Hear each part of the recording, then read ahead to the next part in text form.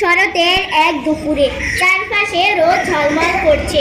তখন একটি ঘাস ফড়িং ঘাসের উপর তিরিং বিরিং করে খেলা করছিল। ঘাস ফড়িংটি দেখতে পেল একটি পিঁপড়া রোদের মধ্যে বড় একটা বোঝা টেনে নিয়ে যাচ্ছে। সে পিঁপড়াকে জিজ্ঞাসা করলো, কি সুন্দর দুপুর, আলোয় চারদিকে ঝলমল করছে, এমন সময় কি করছো তুমি? এসো আমরা খেলাধুলা করি।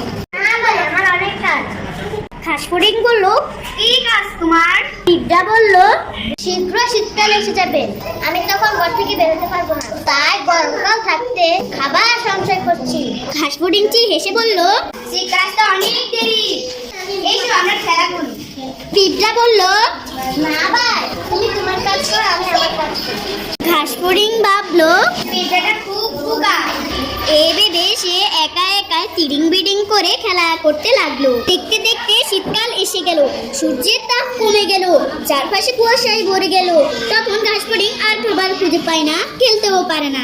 সে পিঁপড়ার বাসায় গিয়ে বলল, পিঁপড়া ভাই, আমার খুব ক্ষুধা পেয়েছে, আমাকে একটু খাবার দিবে?